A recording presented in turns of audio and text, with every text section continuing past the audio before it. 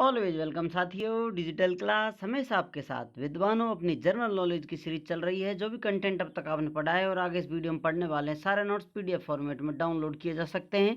जिस तरह से मैकेनिकल इंजीनियरिंग की सीरीज कंप्लीट हो चुकी है, सारे नोट्स पीडीएफ फॉर्मेट में अवेलेबल हैं। इन नोट्सों का इस्तेमाल आप बेसिक से लेकर गेट लेवल एग्जामिनेशन तक कर सकते हैं। इससे पिछली वीडियो में हमने जाना था फिजर इरेप्शन, किस प्रकार से ज्वालामुखी होते हैं साथियों, किस प्रकार से उनका इरेप्शन होता है।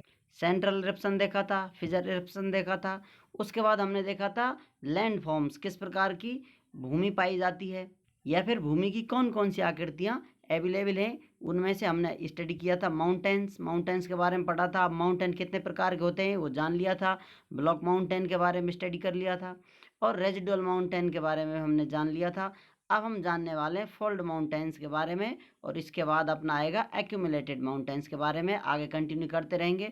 अभी जानते हैं साथियों, आपको पर्वतों का एक टूर कराते हुए चल रहे हैं। तो अगला टूर अपना आता है फोल्ड माउंटेन्स पर। ये किस प्रकार का माउंटेन है, अभी आपको ये सब बताया जा रहा है।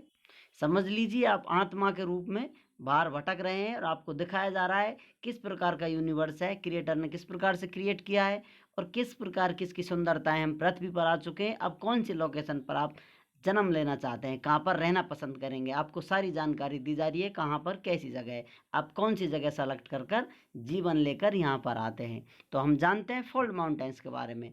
फोल्ड क्या होता है साथियों, परत या मोड़ने से संबंधित है। These are form because of the fold in the rocks due to internal motion of the earth. These are wave-like mountains which have numerous peaks and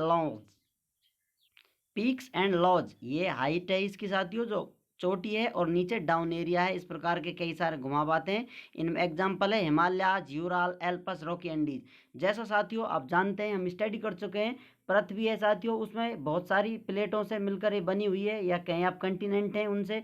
अब इनमें मोशन होता रहता है इनकी आपसी प्लेटों में। तो इस प्रकार से इनमें उतार चढ़ाव आते रहते हैं, ऊंचाई नीचाई इनकी होती रहती है। यदि दो प्लेटें एक दूसरे से टकराती हैं या फिर एक दूसरे में दबाव देती हैं, तो इस प्रकार से फोल्ड हो जाता है साथियों। एरिया है जो वहाँ पर, उन प्लेटों की वजह से वहाँ की रॉक्स ऊपर आ जाती हैं। तो इस प्रकार के उसमें पीक, ये ऊपला एरिया, और ये लॉज है साथियों। इस प्रकार के बहुत सारे पीक एंड लॉज बन जाते हैं।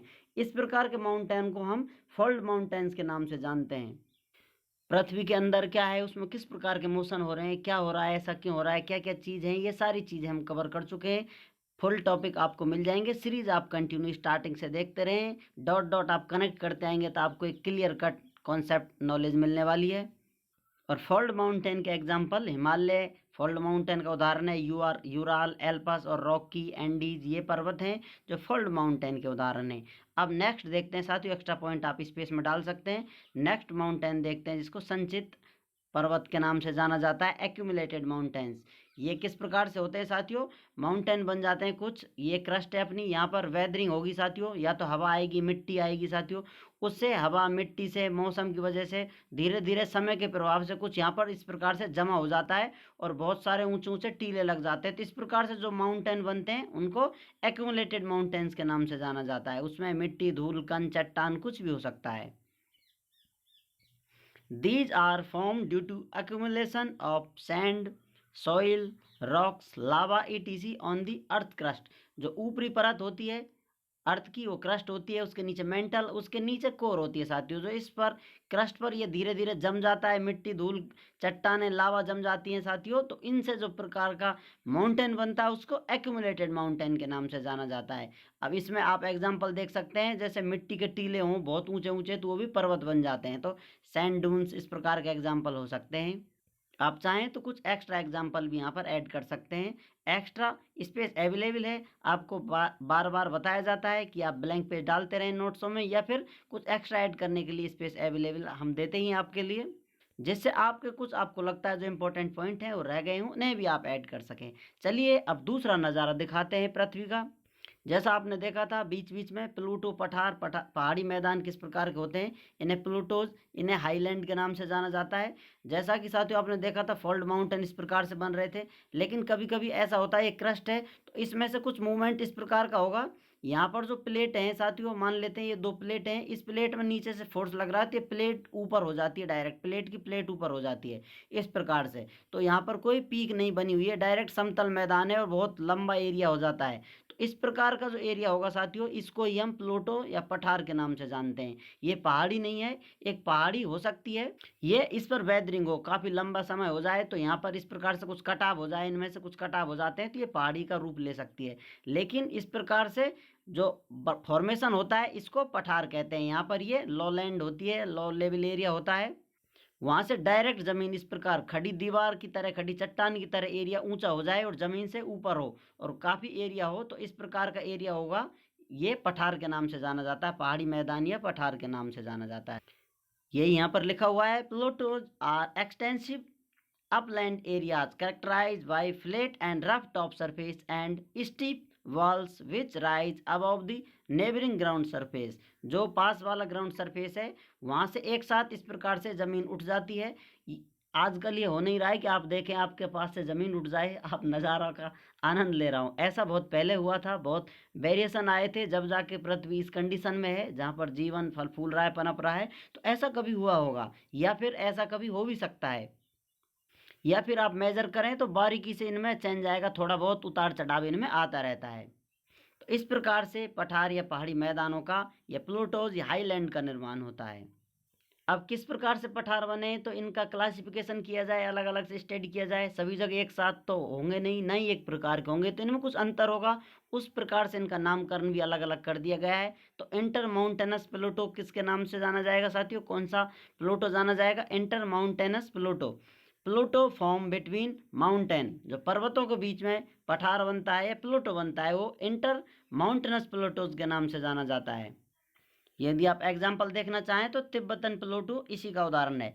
इस प्रकार से कहीं माउंटेन बने हुए हैं साथियों, और यहाँ पर ये इसका बेस है, तो यहाँ पर माउंटेन बने हुए हैं, ये एरिया उठकर इस प्रकार से ऊपर आ जाता है जमीन से, लो लेवल से, ये बेस है लेकिन ये इस प्रकार से आ जाता है, तो ये जो पठार होगा इंटर माउंटेनस प्लूटो के नाम से जाना जाएगा।